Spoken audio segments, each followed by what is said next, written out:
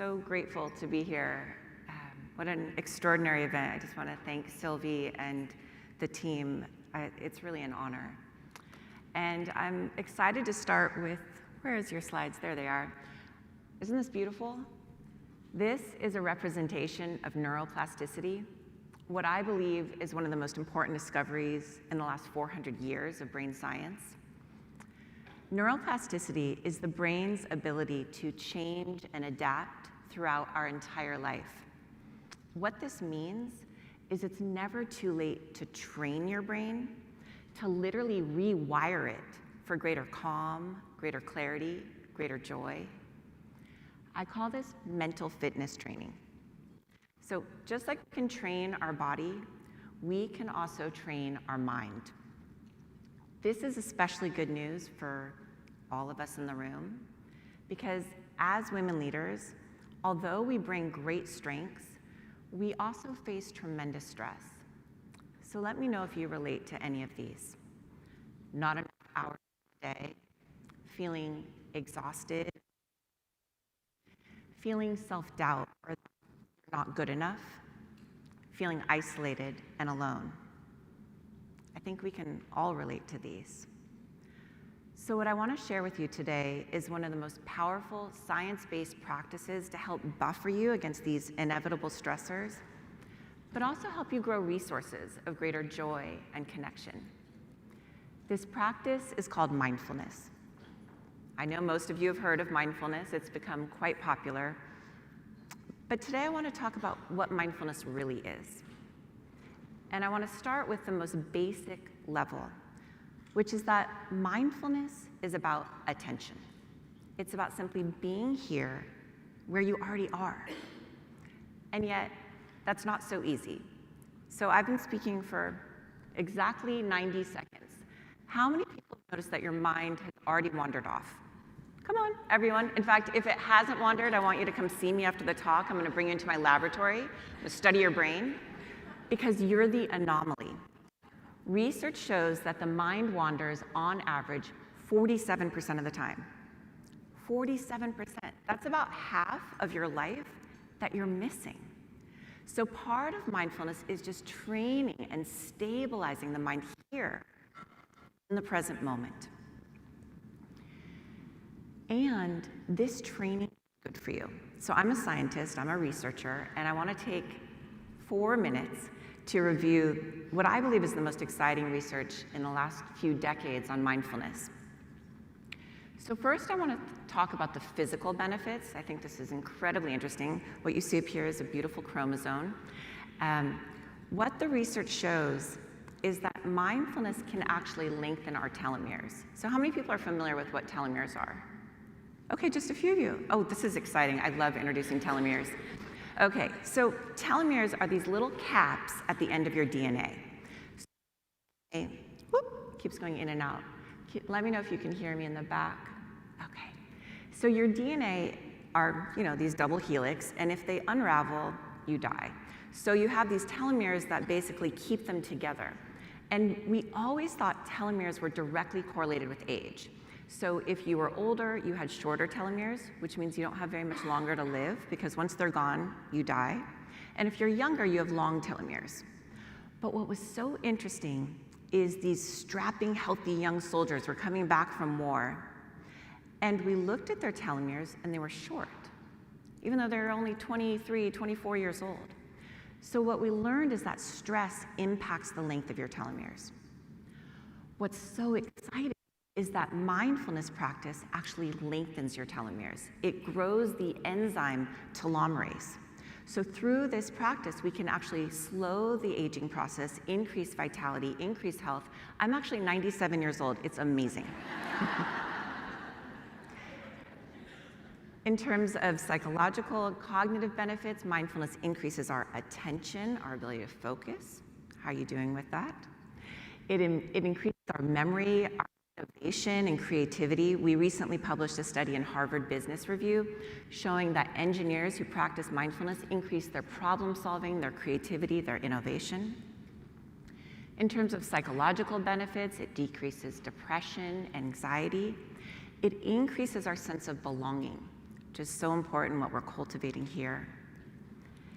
In terms of the workplace, mindfulness has been shown to increase productivity, to reduce turnover, increase company loyalty. It's also, these are some of the corporations I've been working with recently, and as you can see, mindfulness has really become mainstream.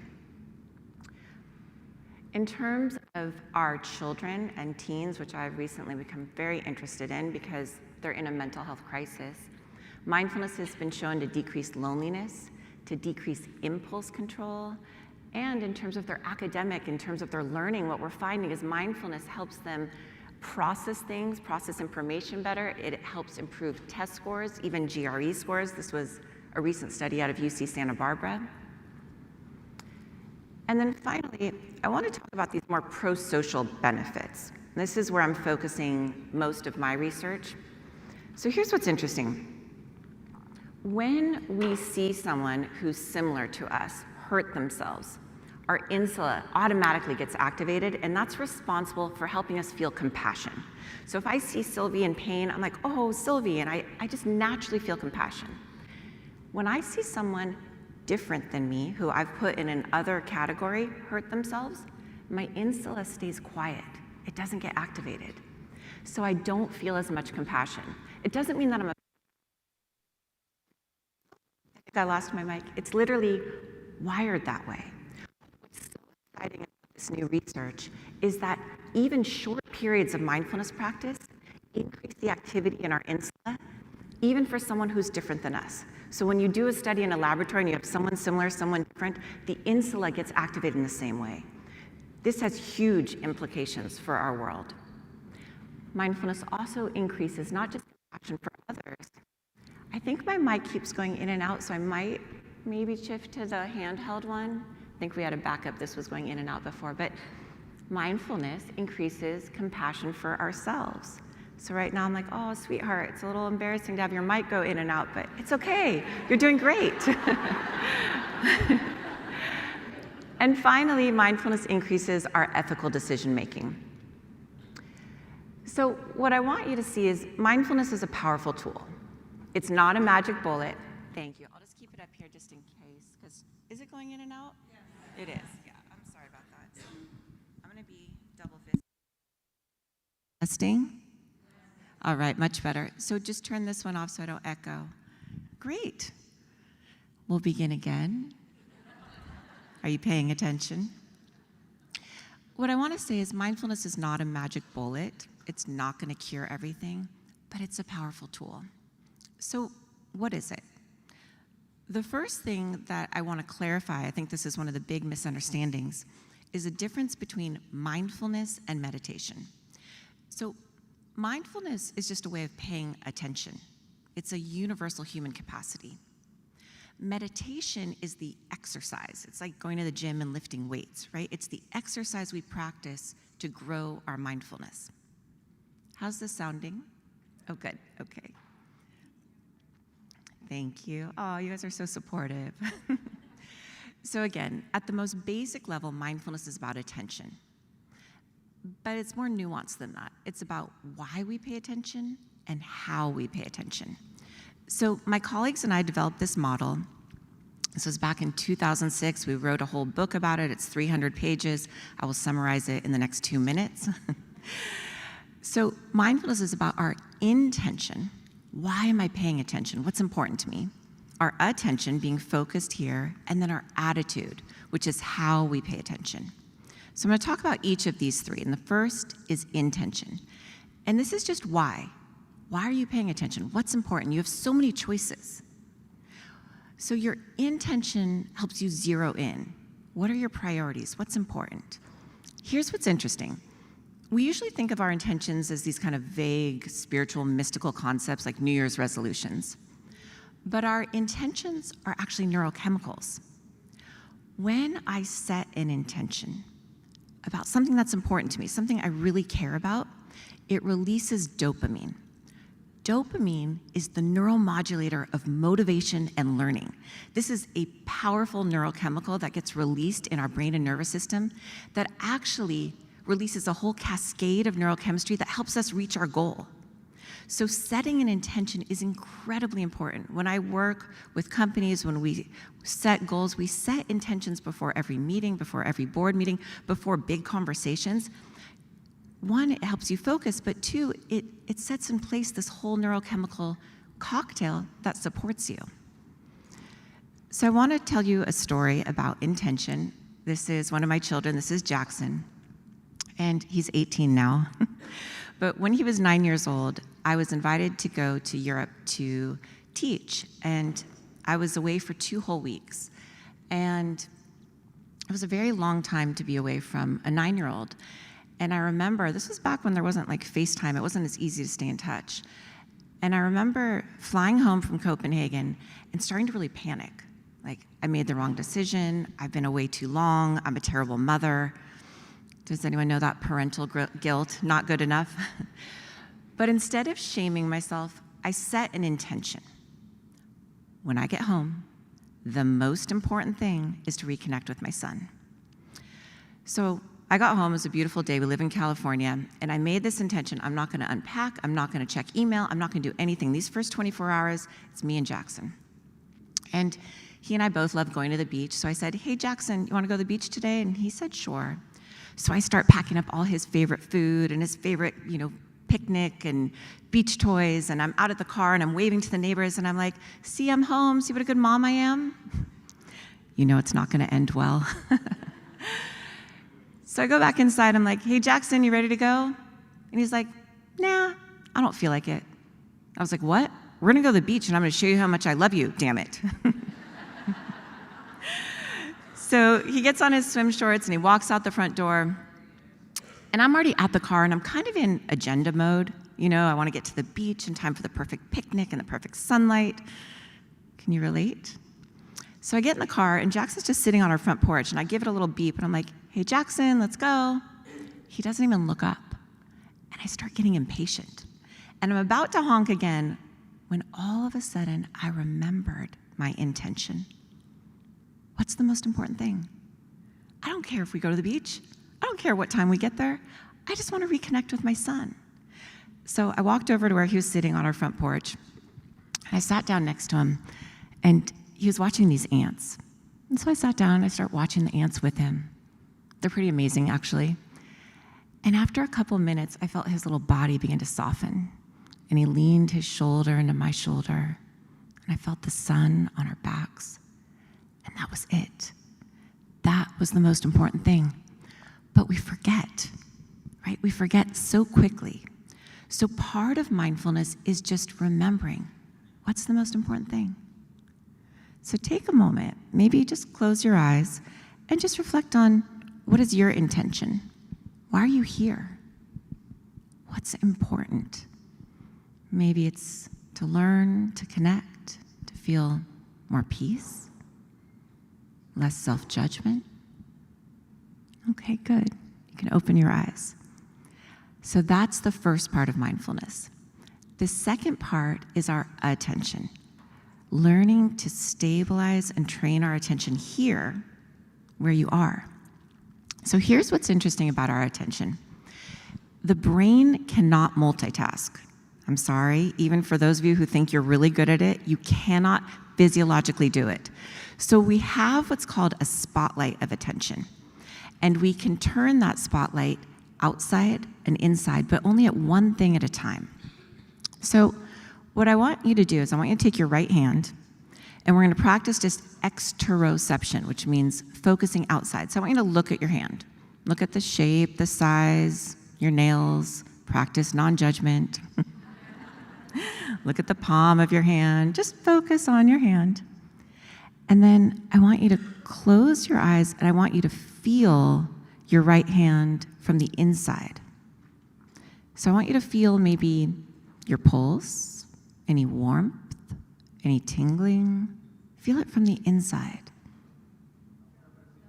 And then open your eyes. Put your hand down. Good job. So what I want you to see is you can switch where you place your attention. This is very important. You have choice in where you put your attention. If you think about it, where you put your attention determines your entire life. I believe your attention is your most valuable resource. We know it's not money, it's not time. Your mind could be wandering all over the place. It's your attention. And what's so exciting is our attention can be trained. Your attention can be trained. Okay, you made it to the final element of mindfulness, which is your attitude. This, I believe, is one of the most important and the most difficult, so we're going to spend a little time here. When I was 17, I had spinal fusion surgery. So I had a metal rod put in my spine. I went from a healthy, active teenager. I was captain of the volleyball team. I just signed to play at Duke University, which was my lifelong dream. And basically within a week, my orthopedic surgeon told me that my curvature of my spine had curved so much it was going to puncture my lungs, and he had to operate. And I ended up having spinal fusion surgery, being in a hospital bed for 6 months, never played volleyball again, and it was really hard. I remember the physical pain was hard, just kind of learning how to turn my head again. But what really got me was the mental anguish, my mind. Am I ever going to walk normally again? Am I always going to be in pain? Will I ever play volleyball again? And I started to become really anxious and really depressed. And luckily during that time, my father gave me a book by Dr. Jon Kabat-Zinn. It's called Wherever You Go, There You Are. Highly recommend it. And I'll never forget the first line. It said, whatever's happened to you, it's already happened. The only thing that matters is now what? And it was as if this path opened up, like I wasn't stuck, there was hope. And so I began reading everything I could about mindfulness. It was a book on mindfulness and meditation. And once I had healed a few years later, I went to Thailand, to this monastery, because I wanted to study meditation. I wanted to see what it was all about. And at the monastery, the monks didn't speak much English. I didn't speak any Thai, but I kind of understood that I was going to train my mind through focusing on my breath. And so I began to train my attention, 1 breath, 2 breaths. My mind wandered off. I brought it back, it wandered again. You probably know what I'm talking about. And this was frustrating because I thought meditation was going to feel and look like this, just peaceful, calm, immediately enlightened. And instead, it felt more like this. My mind was wandering all over the place, and I just couldn't keep it still. And so then what did I do? I tried harder and harder. And then I started to judge myself. What is wrong with you? You're terrible at this. Why are you even here? You're a fake. Luckily, a monk arrived who spoke English, and as I shared with him my struggles and my frustration and my self-judgment, he looked at me and he said, "Oh dear, you're not practicing mindfulness. You're practicing judgment, impatience, frustration." And then he said these 5 words, "What you practice grows stronger." What you practice grows stronger. We know this now with neuroplasticity. Our repeated thoughts, emotions, behaviors, they literally shape our brain. So he explained to me that if I was meditating with judgment, I was just growing judgment. Meditating with frustration, just growing frustration. He helped me understand that mindfulness actually isn't just about attention. It's about how you pay attention. And this is what I refer to as your attitude. And I call it this attitude of kindness. As I started paying attention with kindness, everything started to change. So I was still in pain. I had still had back surgery. But instead of hating my pain or being angry at my pain, I said, "Oh, sweetheart, ouch, this hurts, right? You're in pain." Or it was the first time I'd ever been out of the country, and I was away from my parents by then for 2 months, and I was really missing my mom. And instead of saying, "Oh, you're such a baby," I was like, "Oh, you miss your mom." So there was kindness to my experience. And by the end of the retreat, and the end of my time in Thailand, I felt a peace that I'd never experienced before. Even though nothing had changed in my outside world, inside, my interior landscape had changed. And when I came back to the US, I wanted to study this. I wanted to understand what had happened. So I finished school at Duke University. I went and got my PhD. I became a professor. I became a clinical psychologist. And I started working with a lot of different people. I started working with veterans, with women with breast cancer, with stressed out college students and high-level executives. Lots of people from different walks of life. And yet, everyone kept talking about the same thing. This tremendous self-judgment. I'm not good enough. I'm not doing it right. There's something wrong with me. And I knew what they were talking about. I think we all do, right? This constant inner critic. And so I became kind of interested in shame and self-judgment. Like, does it help you? Does it maybe make you eat healthier, or does it help you get your work done or be a better mother? And what I learned is that shame doesn't work. Shame can't work. Shame literally shuts down the learning centers of your brain. So here's what happened. This is your brain on shame, for those of you in the 80s. So when you shame and judge yourself, or when someone else shames and judges you, the amygdala releases this whole cascade of epinephrine and adrenaline, cortisol. It shuts down your learning centers. You can't think anymore. And it shuttles all of your resources to survival pathways. Shame literally robs you of the resources you need to learn, to grow, to change.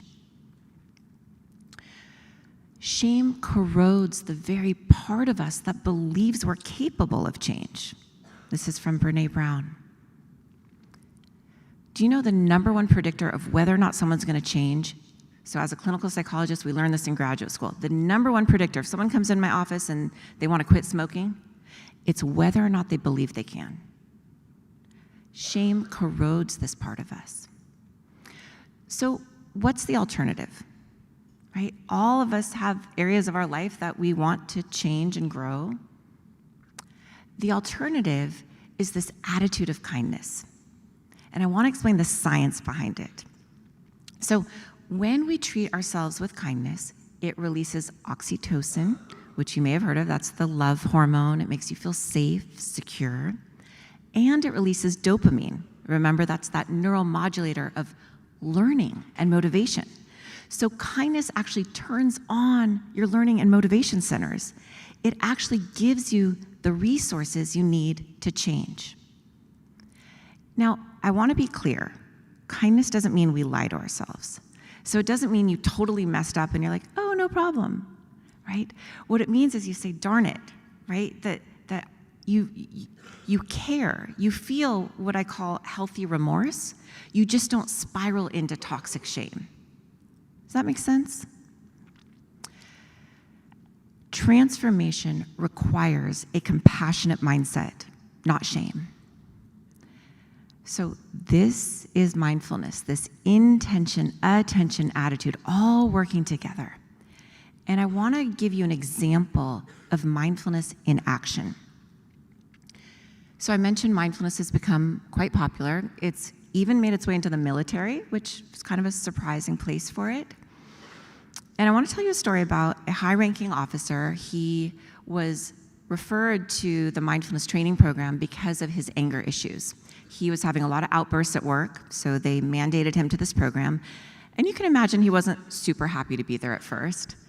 But as we explored his intention, he acknowledged, this anger is kind of giving me problems at work, but kind of at home too with my wife and children. And I really do want to work on it. I really do want to manage my anger. So he set, remember, that clear intention. About a month later, he'd been practicing, really dedicating himself to the training. He told us this story. He said he was at the grocery store. He had his cart full of groceries, and he was just about to step into line to have the checkout when this elderly woman with a young baby girl stepped right in front of him. And he was kind of mad because she kind of cut. And he was about to say something, but then he remembered his intention, and he took a breath, and he let it go. But then the woman and the checkout clerk start like cooing and awing over the baby girl, and all of a sudden the woman hands the checkout clerk the baby girl for a hug, and he almost explodes in anger. He's like, "Are you kidding? Is this a nursery? What are you doing?" Luckily, he took a breath, he remembered his intention, and he calmed himself down. An instant later, the little girl was in the arms of the woman. They walk out the door of the grocery store. And as the young checkout clerk is ringing up his groceries, he looks at her and he says, "That little girl was pretty cute." And she looks up and she says, "Oh, really? Thank you. That's my daughter. My husband died a few months ago, and I had to go back to work. So my mom brings my daughter through my lane every day for a hug." You can feel in that moment how everything changes and how grateful he was that he didn't automatically react, that he was able to pause. This is really the power of mindfulness. This pause in between the stimulus and response, there is a space. In that space is our power to choose our response. And in our response lies our growth and our freedom, from Viktor Frankl. This is at the heart of mindfulness. As we start to pay attention, we come back into choice. We're not on automatic pilot anymore. We're not just going through the motions. So mindfulness is our intention, attention, and attitude. And I'm going to take you through just a 90-second practice.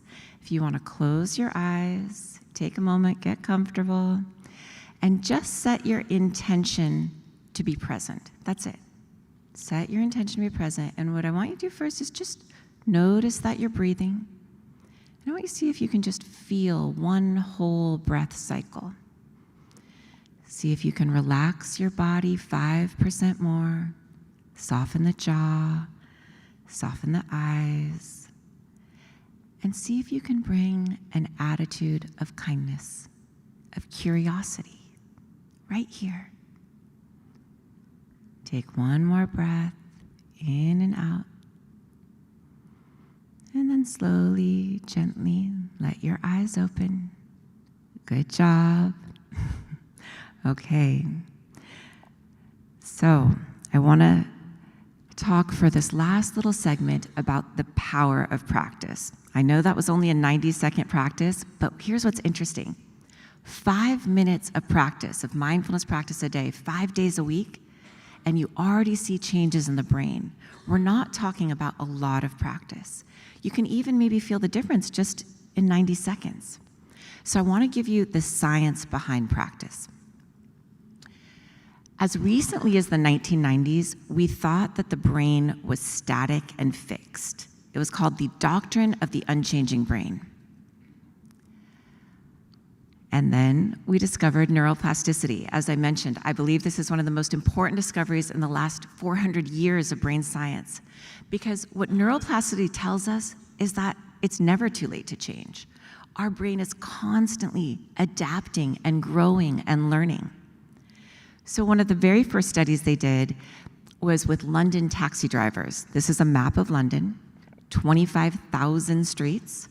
It is very hard to navigate these streets. And so to become a London cabbie driver, you have to go to school for 4 years. In America, you have to go to school for 4 years to become a doctor, right? This is intensive training. What was so fascinating is that at the end of the 4 years of training, the visual spatial mapping part of their brains was bigger and stronger. This is called cortical thickening.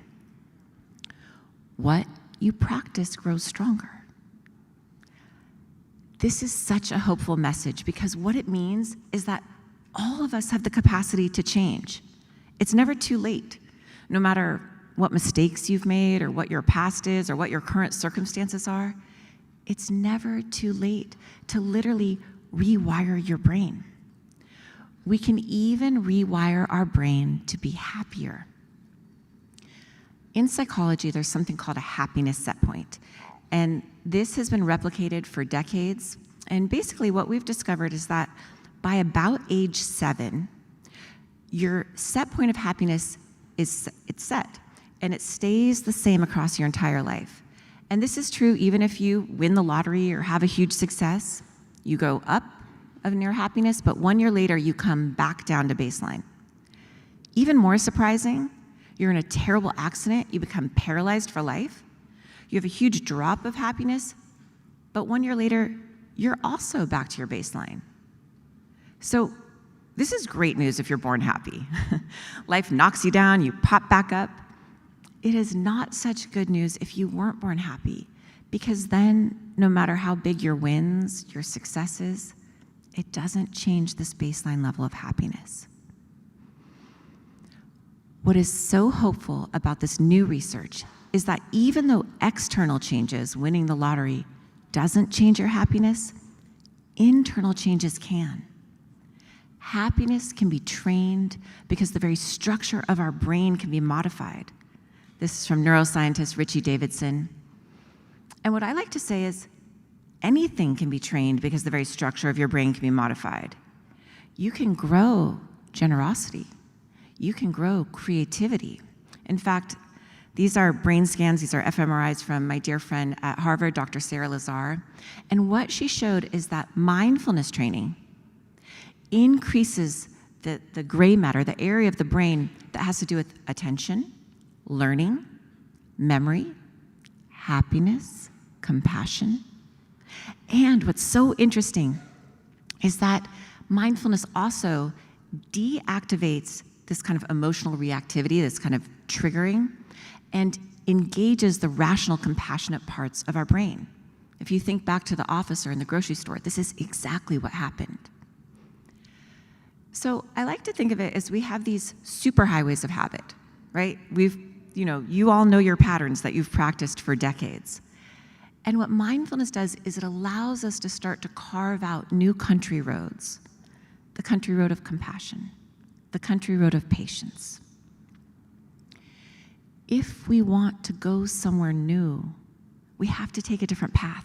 We can't keep doing the same thing. What you practice grows stronger. So the most important question to ask is, what do you want to grow? What do you want to grow?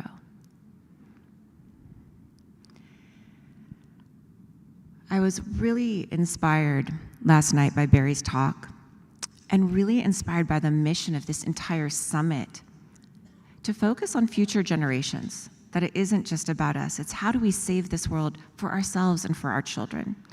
And so I want to end with, this is my new children's book. It's called Good Morning, I Love You, Violet.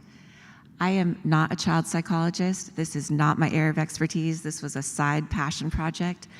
But I recently learned that our children, for the first 7 years of life, are in a theta brain state, which means they're basically hypnotizable. Their brains are so plastic, so trainable. And it got me thinking, why aren't we wiring them, resourcing them with self-compassion, with mindfulness, with the ability to focus and pay attention? And so I think for me, what gives me hope is that all of us, whether we're 7 years old or 70 years old, have the capacity to change. And so I'm going to thank you so much for your kind attention. This is my website. If you have questions, I would love to hear from you. Again, Sylvie, thank you so much. Thank you to your team, and thank you for your presence. Okay.